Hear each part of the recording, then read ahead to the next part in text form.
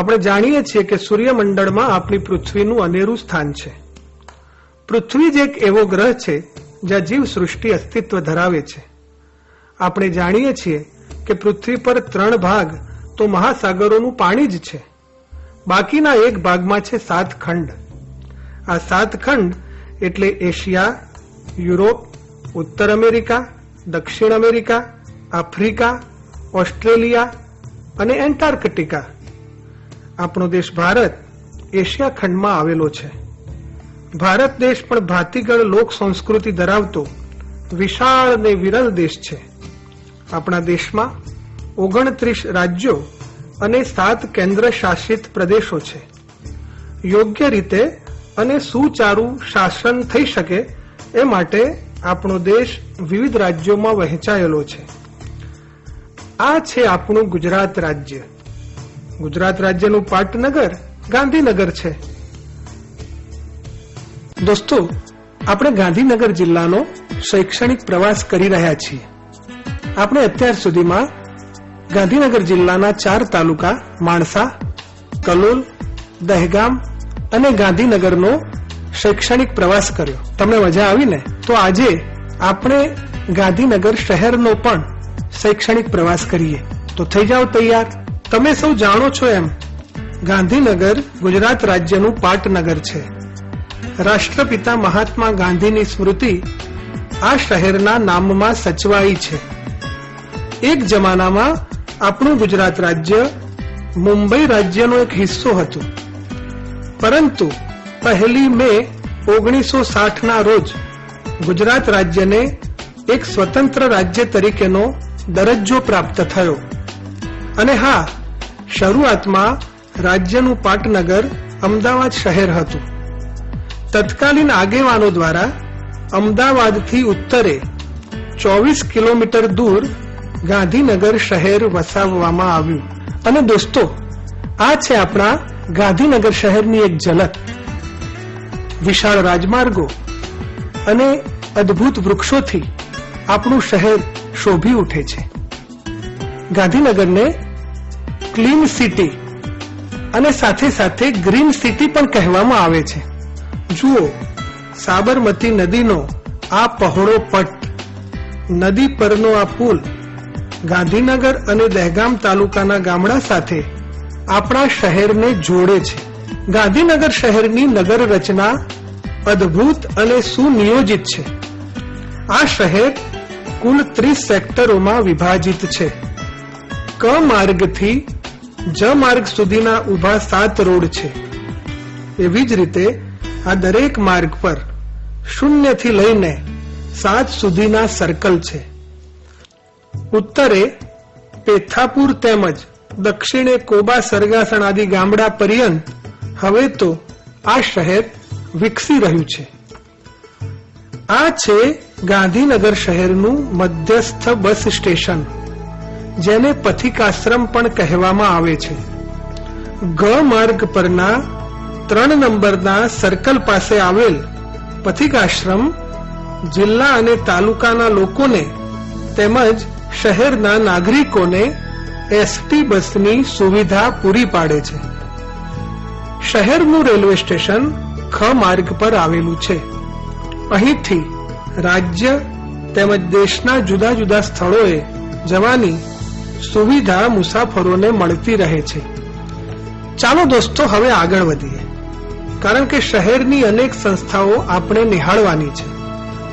શ્રી વિઠ્ઠલભાઈ પટેલ વિધાનસભા ગૃહ ચ માર્ગ પર 4 નંબરના સર્કલ પર આવેલું છે.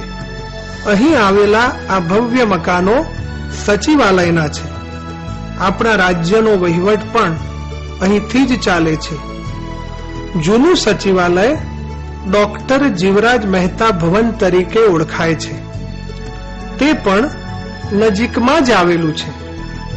તેમજ રાજ્ય મધ્યસ્થ ગ્રંથાલય સેક્ટર 17માં આવેલું છે, જેની સાવ નજીકમાં જ નગરનો ટાઉન હોલ છે, જે ગાંધીનગરના નાગરિકોને સાંસ્કૃતિક ચેતના પૂરી પાડે છે. સેક્ટર 20માના જ માર્ગ પર મંત્રીશ્રીઓના નિવાસસ્થાન તેમજ ચ 5 પાસે સેક્ટર 21માં સદસ્ય નિવાસ છે. ગુજરાત રાજ્ય શાળા પાઠ્યપુસ્તક મંડળ પણ સેક્ટર 10માં આવેલી સરકારી સંસ્થા છે, જે તમારા સૌ માટે પાઠ્યપુસ્તકો પ્રગટ કરે છે.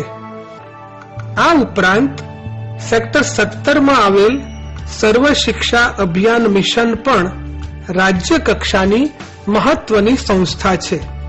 તેવી જ રીતે G3 સર્કલ પર આવેલ યુનિસેફ તો વિશ્વ કક્ષાની સંસ્થાની જ એક શાખા છે. સેક્ટર 17માં આવેલી ગુજરાત સાહિત્ય અકાદમી પણ રાજ્ય કક્ષાની સરકારી સાહિત્યિક સંસ્થા છે. સેક્ટર 12માં આવેલી સંસ્થા GCERT નું પૂરું નામ ગુજરાત શૈક્ષણિક સંશોધન અને તાલીમ પરિષદ છે. આ સંસ્થા પ્રાથમિક શિક્ષણને લગતા વિવિધ સંશોધનો અને તાલીમ માટે કાર્યરત છે. પ્રાથમિક શિક્ષણની સિદ્ધિઓનું સતત મૂલ્યાંકન પણ આ સંસ્થા જ કરે છે. આ જ પરિસરમાં જિલ્લા શિક્ષણ અને તાલીમ ભવન ગાંધીનગર એટલે કે ડાયટ તેમજ માધ્યમિક શિક્ષક તાલીમ સંસ્થા STTI પણ આવેલી છે. દોસ્તો, હવે આપણે ગાંધીનગર શહેરના મહત્વના જોવાલાયક સ્થળોની મુલાકાતે જઈએ. આપણું આ શહેર દેશ વિદેશના સહેલાણીઓ માટે આકર્ષણનું કેન્દ્ર રહ્યું છે. સૌ પ્રથમ આપણે શહેરના ધાર્મિક સ્થાનોની મુલાકાત જઈએ. ગાંધીનગર શહેરમાં વિવિધ ધર્મ, કોમ અને જાતિના લોકો હળી મળીને રહે છે. અહીં વિવિધ ધર્મના સ્થાનકો આવેલા છે. શહેરના સેક્ટર 20માં આવેલું સ્વામિનારાયણ સંપ્રદાયનું અક્ષરધામ મંદિર ગુજરાતમાં જ નહીં, સમગ્ર દેશ અને વિશ્વમાં જાણીતું યાત્રાધામ છે. આ મંદિરના સંકુલમાં મોટું પ્રદર્શન યાત્રીઓના આકર્ષણનું કેન્દ્ર છે. એવી જ રીતે સેક્ટર 22માં આવેલું પંચદેવ મંદિર પણ શહેરનું અત્યંત મહત્વનું ધાર્મિક સ્થાન છે. આ ભવ્ય મંદિરે જન્માષ્ટમી અને મહાશિવરાત્રીના તહેવારોમાં મેળો ભરાય છે. આ ઉપરાંત સાબરમતી નદીને કાંઠે પ્રાકૃતિક વાતાવરણમાં આવેલું ધોળેશ્વર મહાદેવનું મંદિર પણ જાણીતું યાત્રાધામ છે. અહીં નજીકમાં જ આવેલું સ્વામિનારાયણ ધામ પણ સાચા અર્થમાં દર્શનીય સ્થળ છે. દોસ્તો, આપણું આ ગાંધીનગર શહેર શિક્ષણનું પણ મહત્વનું ધામ છે. હો કે પૂર્વ પ્રાથમિક કક્ષાથી લઈને ઉચ્ચ શિક્ષણ સુધીની વિવિધ સંસ્થાઓ અહીં કાર્યરત છે. અત્યારે તમે સૌ પ્રાથમિક શાળામાં ભણો છો ને? તમારે પણ ભવિષ્યમાં તમારી કારકિર્દીના નિર્માણ માટે ઉચ્ચ શિક્ષણની સંસ્થાઓમાં ભણવાનું થવાનું ને? તો ચાલો શહેરની કેટલીક શિક્ષણની સંસ્થાઓને પણ જાણી લઈએ. ગાંધીનગર શહેરમાં સરકારશ્રી દ્વારા સંચાલિત સરકારી પ્રાથમિક અને માધ્યમિક શાળાઓ વિવિધ સેક્ટરોમાં છે, જે શહેરના વિદ્યાર્થીઓને મફત શિક્ષણની સુવિધા પૂરી પાડે છે. આ ઉપરાંત સરકારશ્રી દ્વારા માન્ય પરંતુ ટ્રસ્ટ દ્વારા સંચાલિત સંસ્થાઓ પણ શહેરમાં છે, જેમાં કડી સર્વ વિદ્યાલય, સ્વામિનારાયણ ગુરુકુળ, માઉન્ટ કાર્મેલ જેવી શાળાઓ નોંધપાત્ર છે. હવે કેટલીક ઉચ્ચ શિક્ષણની સંસ્થાઓનો પણ પરિચય કેળવી લઈએ.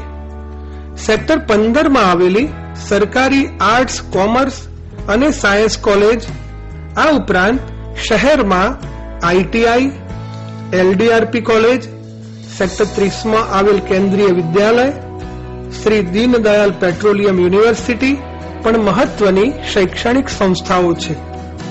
ગુજરાત નેશનલ લો યુનિવર્સિટી પણ ગાંધીનગર ખાતે આવેલી છે.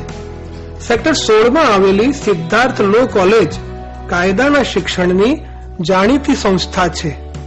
વળી ગાંધીનગરના ભાટ ગામ પાસે ભૌતિક શાસ્ત્ર વિષયક સંશોધનો કરતી સંસ્થા પ્લાઝમા રિસર્ચ સેન્ટર પણ શહેરની મહત્વની શૈક્ષણિક સંસ્થા છે.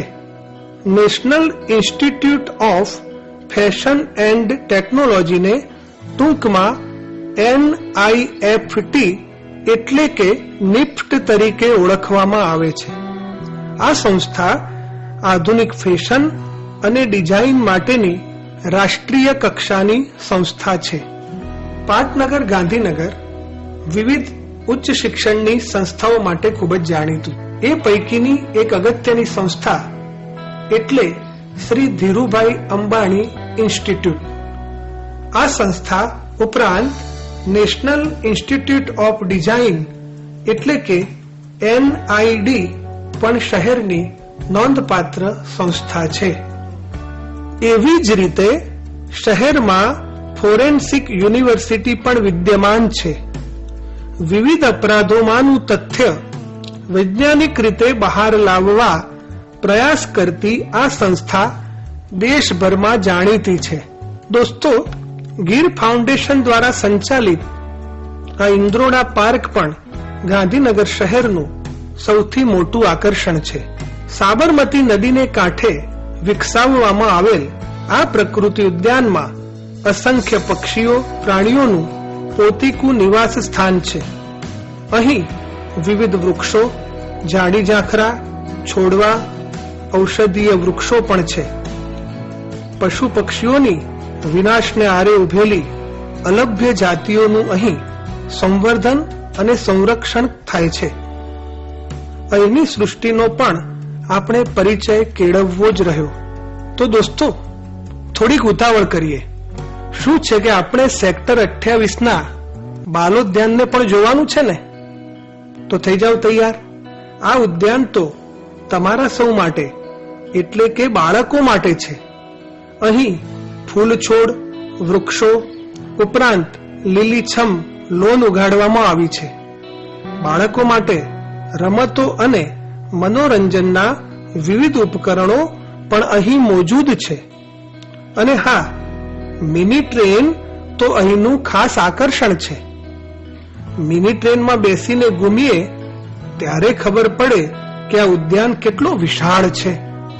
ગાંધીનગર શહેરનું અન્ય એક નજરાણું એટલે મહાત્મા ગાંધી મંદિર.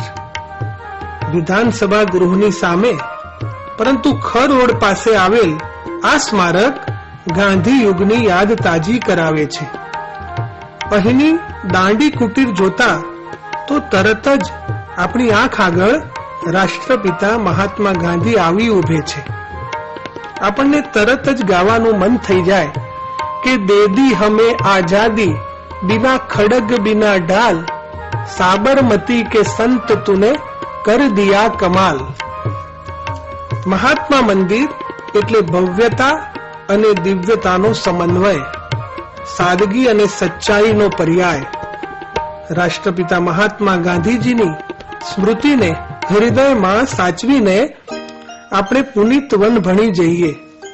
દોસ્તો, આપણી ભારતીય સંસ્કૃતિ કૃષિ અને ઋષિ સંસ્કૃતિ છે. માનવ સંસ્કૃતિનો ઉદ્ભવ અને વિકાસ પણ નદી કાંઠે વનમાં જ થયો હતો ને. પુનિત યાને કે પવિત્ર, અહીંની મુલાકાત લેનાર તન મન અને હૃદયની શાતા અચૂક પ્રાપ્ત કરે. અહીંની રચના તો જુઓ. આકાશના નક્ષત્રો જાણે ભૂમિ પર ઉતરી આવ્યા ન હોય. તો ચાલો અહીંના શુદ્ધ પ્રાણવાયુને આપણા ફેફસામાં ભરી લઈને આપણે સરિતા ઉદ્યાનને પણ જોઈ લઈએ. સરિતા ઉદ્યાન કેવો મજાનો શબ્દ છે. સરિતા પણ ખરી ને ઉદ્યાન પણ ખરો. અહીંની પ્રાકૃતિકતાને પણ માણી લઈએ. કવિએ ગાયું છે ને કે માણ્યું તેનું સ્મરણ કરવું એ છે એક લાવો.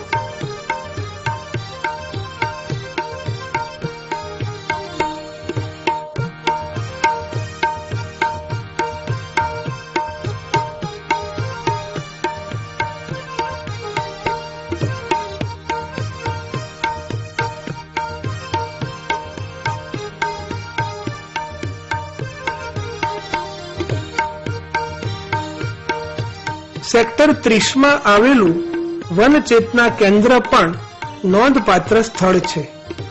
સાબરમતી નદીને કિનારે આવેલું આ પ્રાકૃતિક સ્થળ છે, જ્યાં જુદા જુદા છોડ, વૃક્ષ અને વેલાનો ઉછેર કરવામાં આવે છે.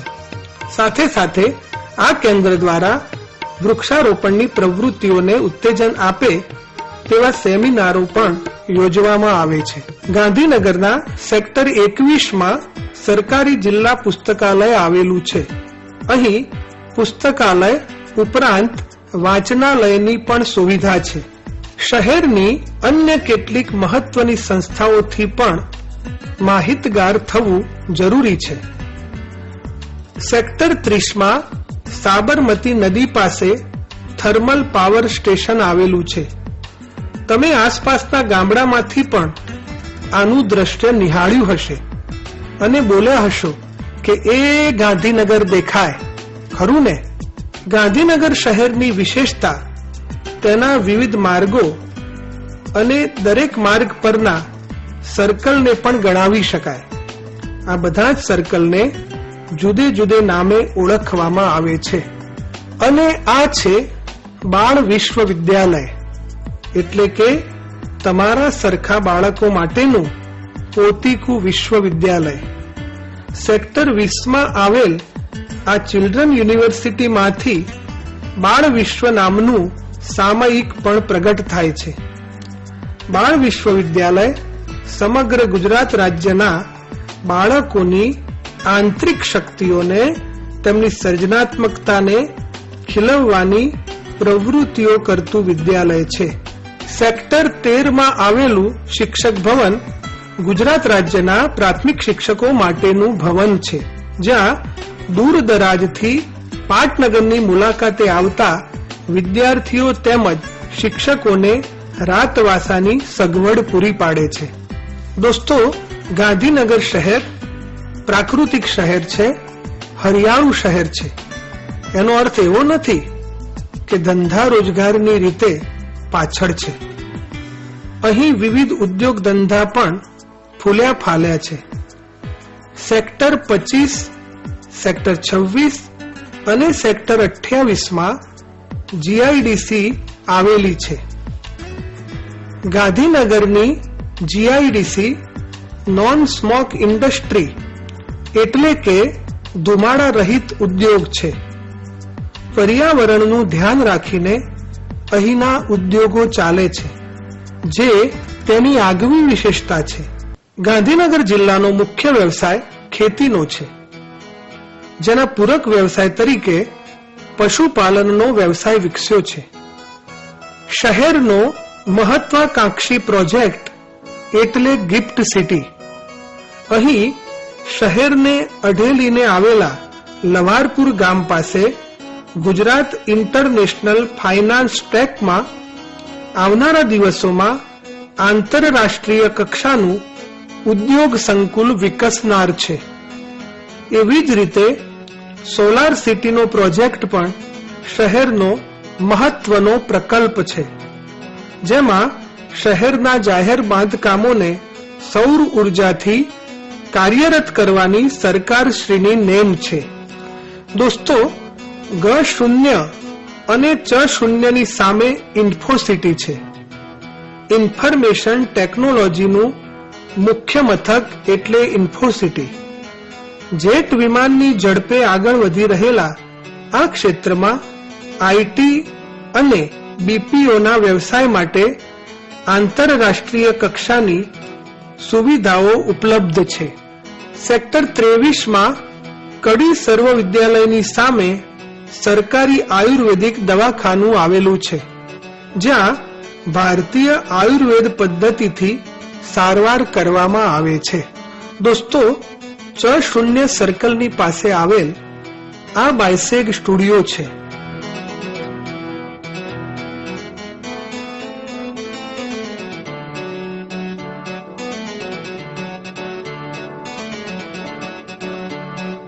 તમારી શાળામાં બેસીને તમે એલઈડી પર જે નિદર્શન પાઠ નિહાળો છો તે અહીંથી જ પ્રસારિત થતા હોય છે. સરકારશ્રી દ્વારા ચાલતો આ સ્ટુડિયો શિક્ષણ ઉપરાંત અન્ય ક્ષેત્રોને લગતા કાર્યક્રમો પણ રજૂ કરે છે. સ્મશાન એટલે કે અંતિમ ધામ પણ શું યાત્રાધામ હોઈ શકે?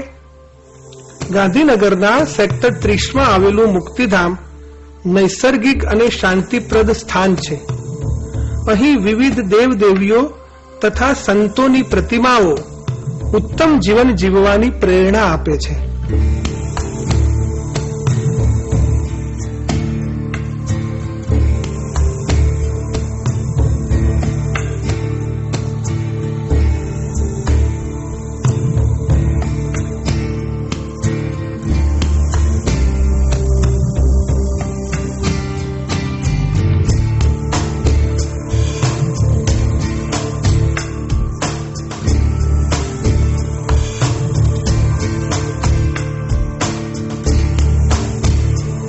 વળી અહીં સુંદર ઉદ્યાન પણ છે. સાબરમતી નદીને તીરે આવેલ આ અંતિમ ધામમાં ટોકન ફી લઈને વીજળી દ્વારા મૃતકના અંતિમ સંસ્કાર કરવામાં આવે છે. આ સ્મશાન ગૃહના કર્મચારી દ્વારા વિશેષ માહિતી પણ મેળવીએ. મારું નામ વિજયભાઈ ચૌધરી. હાલ હું મુક્તિધામ કાર્યાલયમાં મેનેજરની સેવા આપું છું. જુનિયર સિટીઝન કાઉન્સિલે મુક્તિધામનું સંચાલન 19/9/2009 સંચાલન લીધું. હાલ લાકડામાં અંતિમ વિધિના દર આપણે ₹1 ટોકનથી ચાલે છે. સીએનજી ગેસ ભઠ્ઠીના ₹101 છે અને બાળકોની દફન વિધિ હોય નાના બાળકોની તો ₹51 છે. જુનિયર સિટીઝન કાઉન્સિલ એમ્બ્યુલન્સ, સબવાહિની, અંતિમ ક્રિયાનો સામાન એ બધી સેવા જ આપે છે. એનો કોઈ ચાર્જ લેતા નથી. આરોગ્ય સુરક્ષાના સાધનો પણ રાખીએ છીએ. આપણે પહેલાં જે જૂનું હતું ત્યાં લોકોને પહેલાં આવવું પડતું, 2 કલાક પહેલાં જાતે લાકડા ગોઠવીને જાતે બધું કરવું પડતું અને લાકડાના વજન પ્રમાણે પૈસા લેવાતા હતા. હાલ આપણે વજન કરતા નથી, એમને એમ પૈસા ટોકન રૂપિયાથી જ ચાલે છે. જે લોકો ડોનેશન આપે એના આધારે ચાલે છે. દોસ્તો, આપણે ગાંધીનગર શહેરનો શૈક્ષણિક પ્રવાસ કર્યો. કેવું અદ્ભુત છે આપણું આ ગાંધીનગર શહેર. તમે અહીંની વિવિધ સંસ્થાઓથી પરિચિત બન્યા, જોવાલાયક સ્થળો જોયા, ધાર્મિક અને શૈક્ષણિક સંસ્થાઓને પણ આપણે નજીકથી નિહાળી. આશા છે કે આ બધી સામગ્રી, આ બધી માહિતી અને આ બધું જ જ્ઞાન તમને અંગત રીતે ખૂબ જ ઉપયોગી થઈ પડશે. તો આવજો.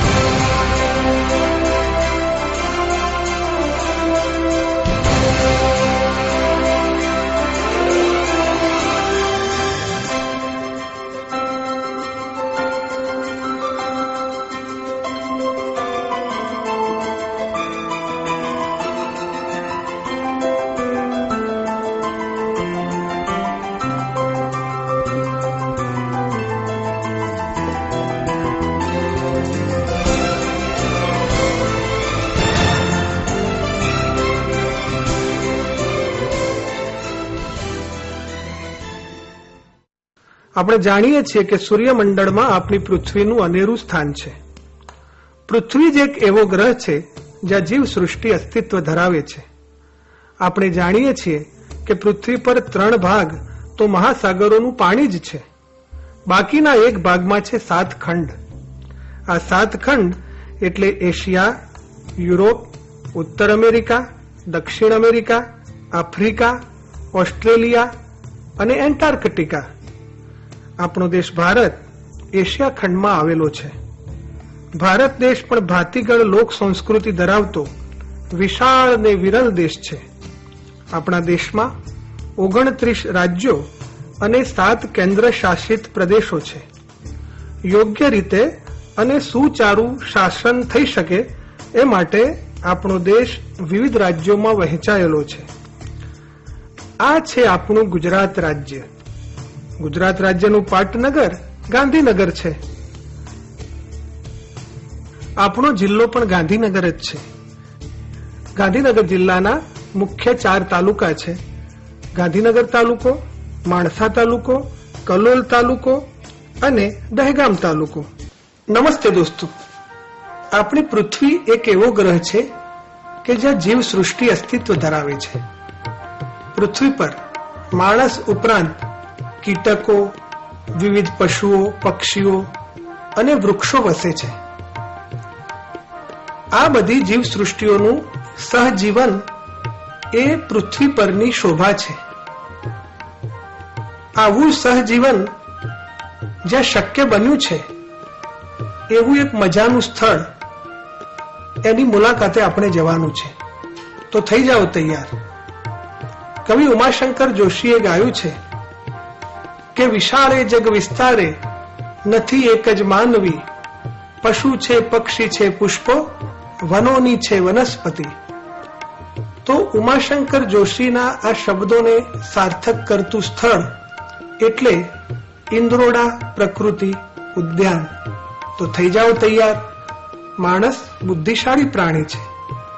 બુદ્ધિની સાથે સાથે તે લાગણી અને સંવેદના પણ અનુભવે છે. અને તેથી જ મનુષ્ય સિવાયના જીવો, પશુ પક્ષીઓ અને વૃક્ષો પ્રત્યે સહૃદય બની શકે છે. મનુષ્ય અને અન્ય જીવોનું સહજીવન આ પૃથ્વી પરની શોભા છે. આવો સકલ સજીવ સૃષ્ટિનું સૌહાર્દ અને સામંજસ્ય જ્યાં છે એવા એક ઉદ્યાનની મુલાકાતે જઈએ. એનું નામ છે ઇન્દ્રોડા પ્રકૃતિ ઉદ્યાન. દોસ્તો, ગુજરાત રાજ્યનું પાટનગર ગાંધીનગર તેની કેટલીક આગવી વિશેષતાઓ થકી દેશ અને દુનિયામાં જાણીતું છે. સાબરમતી નદીના કિનારે વસેલું આ શહેર ગ્રીન સિટી તરીકે પણ જાણીતું છે અને ક્લીન સિટી તરીકે પણ એટલું જ જાણીતું છે. વિવિધ વૃક્ષોથી શોભતા આ શહેરની આવી જ એક ઓળખ છે ઇન્દ્રોડા પ્રકૃતિ ઉદ્યાન. જળમાર્ગ પર નદી કાંઠે આવેલું રમણીય સ્થળ યાને ઇન્દ્રોડા પ્રકૃતિ ઉદ્યાન. ચાલો આજે આ અદ્ભુત ઉદ્યાનમાં આપણે યથેચ્છ વિહાર કરીએ. મિત્રો, વાત કરવી છે ઈસવીસન 1977ની. આ વર્ષે ગુજરાત સરકાર અને ગુજરાત પ્રકૃતિ મંડળે મળીને એક સંસ્થાની સ્થાપના કરી જેનું નામ છે નૈસર્ગિક ઇતિહાસ સંગ્રહાલય. સમય જતા આ સંસ્થાનું નામ પડ્યું ઇન્દ્રોડા પ્રકૃતિ ઉદ્યાન. હાલમાં આ ઉદ્યાન કુલ 428 હેક્ટર વિસ્તારમાં પથરાયેલો છે, જેમાં 157 હેક્ટર વિસ્તાર સાબરમતી નદીના પશ્ચિમ કાંઠે, જ્યારે 271 હેક્ટર પૂર્વ કાંઠે છે. મનુષ્યની ઇકોલોજીને લગતી દીર્ઘદર્શિતા, આયોજન અને વ્યવસ્થાપન કુદરતને પૂર્ણ રીતે પલ્લવિત થવામાં કેવી રીતે સહાયરૂપ બને છે તેનું સુંદર દ્રષ્ટાંત એટલે આપણું ઇન્દ્રોડા પ્રકૃતિ ઉદ્યાન. ગાંધીનગર શહેરના દક્ષિણ પૂર્વ ભાગમાં આવેલું આ ઉદ્યાન કોતરોની પડતર જમીનને નવસાધ્ય કરવા વર્ષ 1970માં ગાંધીનગરના વન વિભાગે અહીં વૃક્ષારોપણ હાથ ધર્યું. આજે તેણે અતિ સુંદર માનવ નિર્મિત જંગલનું સ્વરૂપ ધારણ કર્યું છે. ઇન્દ્રોડા પ્રકૃતિ ઉદ્યાન હવે તો પુષ્કળ પક્ષીઓ, વૃક્ષો, ઝાડી ઝાંખરા, છોડવાઓ, ઔષધિઓ, સરીસૃપો અને સસ્તન પ્રાણીઓનું નિવાસ સ્થાન છે. ઉબડ ખાબડ કોતરો વાળો વિસ્તાર, નીચાણમાં નદીવાળી પશ્ચાત ભૂમિ અને લહેરાતી લીલોતરી નયનરમ્ય દ્રશ્યો ખડા કરે છે. ઇન્દ્રોડા પ્રકૃતિ ઉદ્યાનમાં વિશાળ પક્ષી ગૃહ એ આગવું આકર્ષણ છે. જુઓ તો ખરા, અહીં પક્ષીઓ કેવા સ્વતંત્ર રીતે વિહરી રહ્યા છે. અહીંનું પક્ષી ગૃહ 6500 ચોરસ મીટર વિસ્તારમાં ફેલાયેલું છે. આ ઉદ્યાનમાં 200 થી પણ વધારે મોર હશે.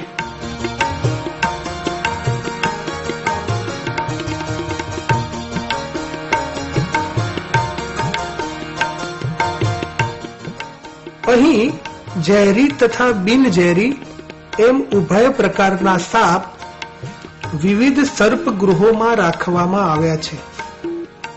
આ સર્પગૃહમાં નાગ, ફુરસો, ખડચિત્રો, ડેડુ, વુલ્ફ સ્નેક જેવા જુદા જુદા પ્રકારના સાપ રાખવામાં આવ્યા છે.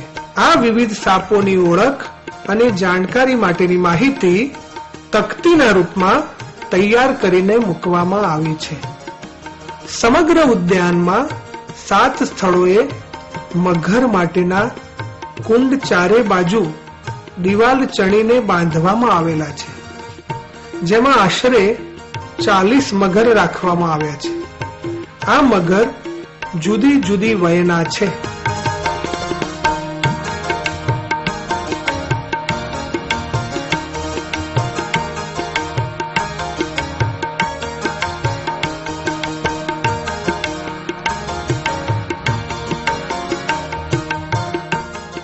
દોસ્તો, આ ઇન્દ્રોડા પ્રકૃતિ ઉદ્યાન સાબરમતી નદીને કિનારે આવેલું છે. ઇન્દ્રોડા અને ધોળાકુવા એ 2 ગામની વચ્ચેનો પ્રદેશ એટલે આપણું ઇન્દ્રોડા પ્રકૃતિ ઉદ્યાન. ગીર ફાઉન્ડેશન દ્વારા અપાતું ઇકોલોજી શિક્ષણ એ મનુષ્ય અને પ્રકૃતિ વચ્ચે પુનઃ સુમેળ સ્થાપિત કરે છે.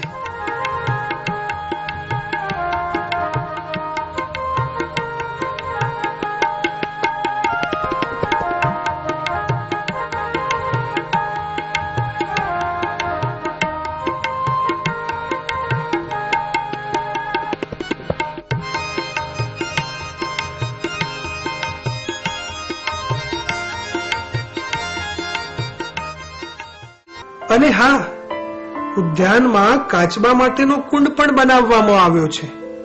આ કુંડમાં જુદી જુદી જાતના કાચબા રાખવામાં આવ્યા છે, જેમાં જમીન પર ચાલનારા પહાડી કાચબા તેમજ પાણીમાં તરનારા કાચબા પણ રાખવામાં આવ્યા છે.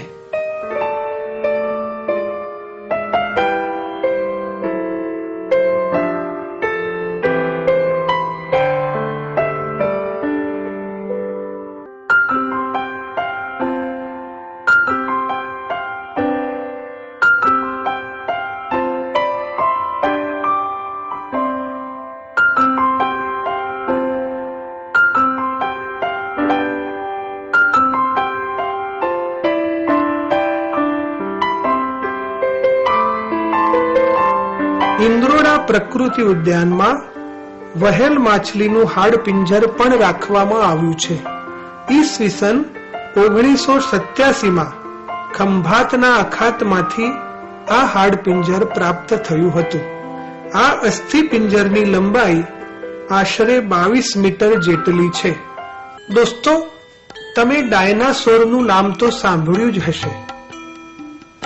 એક જમાનામાં આ વિશાળકાય હાથીથી પણ મોટું પ્રાણી આ જગત પર અસ્તિત્વ ધરાવતું હતું. આજે તો ડાયનાસોરનું કેવળ નામ જ રહ્યું છે. પરંતુ અહીં ઇન્દ્રોડા પાર્કમાં ડાયનાસોરની પ્રતિકૃતિ જોવા મળે છે.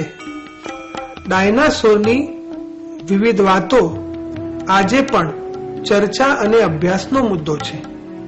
આ વિશે જનજાગૃતિ કેળવવા ડાયનાસોર અને જીવાવશેષ ઉદ્યાનની રચના ઇન્દ્રોડા પ્રકૃતિ ઉદ્યાનમાં કરવામાં આવી છે.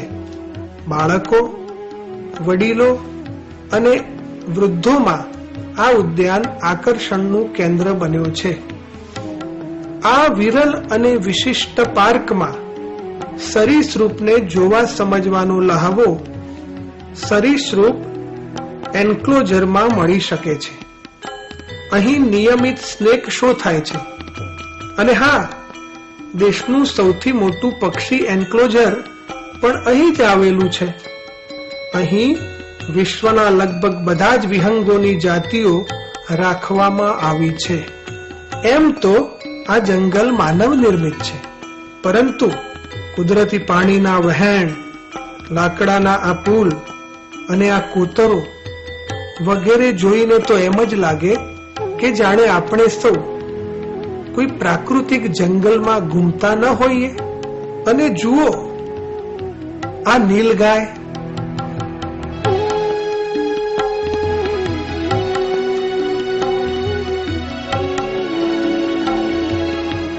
અહીંના આ ઉદ્યાનમાં પ્રકૃતિ શિક્ષણ શિબિર માટેનું સુંદર સ્થળ ઊભું કરવામાં આવ્યું છે.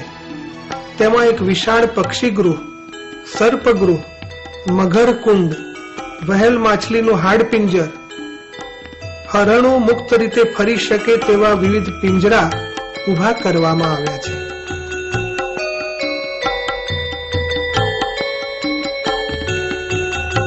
આ ઉપરાંત અહીં વિવિધ જંગલી પ્રાણીઓ જેવા કે વાઘ, દીપડો વગેરે પણ જોવા મળે છે.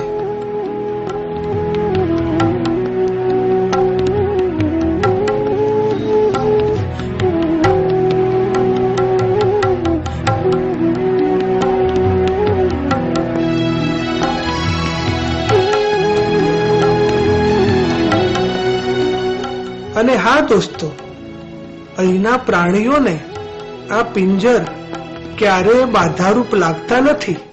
કેટલીક વિશેષતાઓ આપણે જોઈએ.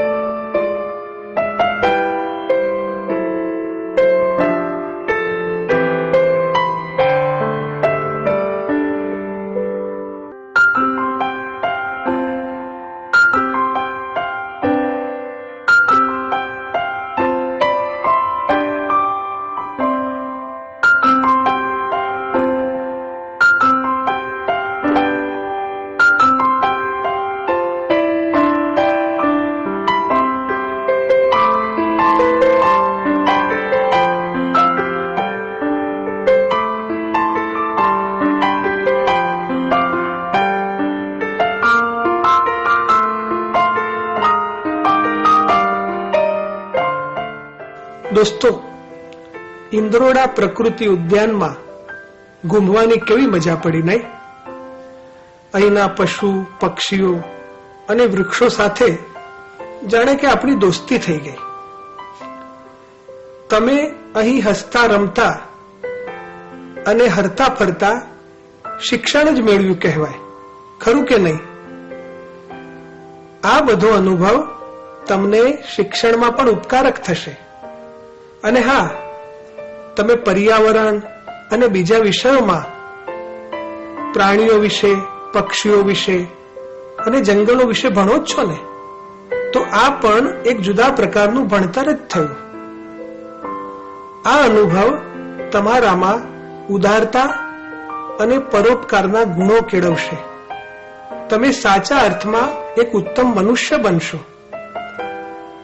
શાળાના આચાર્યશ્રીઓ અને શિક્ષક મિત્રોને પણ નમ્ર અરજ છે કે આપ સૌ આપની પ્રાથમિક શાળાઓમાંથી અચૂક રીતે ઇન્દ્રોડા પ્રકૃતિ ઉદ્યાનનો પ્રવાસનું આયોજન કરો. આ પ્રકારનો પ્રવાસ શિક્ષણને વધુ સમૃદ્ધ અને અસરકારક બનાવશે. ધન્યવાદ.